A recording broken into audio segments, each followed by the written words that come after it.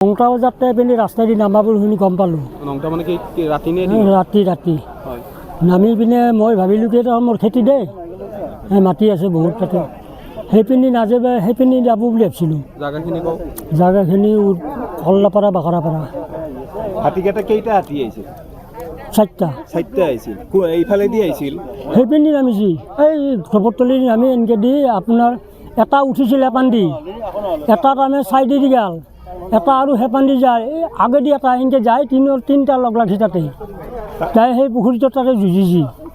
পুখুৰীত নামিছিল? নামিছি তাই যুঁজি পেলাই তাৰপৰা এটা আৰু গুচি গ'ল হেপানে যাই হেপানে আৰু সিও যুঁজিছি যাই লগততো যোৱা নাই কাৰণে আটা পাৰি আছে। তুলিবাক থাকি কেনেকৈ মৃত্যু হোৱা বুলি ভাবে?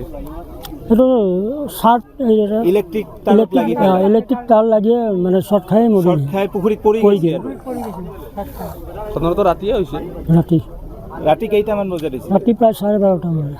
আপোনালোকে তেতিয়া গম পাইছিলে? তেতিয়া গম পাইছোঁ জেগাটো গম জনাইছিলে নে? হা বন বিভাগক তেতিয়াই জনাইছিলে নে ৰাতি? নাই এইটোতো আহিয়ে থাকে বন বিভাগে দুবাৰ খেদি লৈ গ'ল হয় এটাও নাই ঘূৰি আহিয়ে থাকে দেখোন। হয় এইটো তাৰতো যিটো ইলেক্ট্ৰিকৰ তাৰ আছে এইটো চাপৰত আছিল নেকি? সেইটো দেখা পাই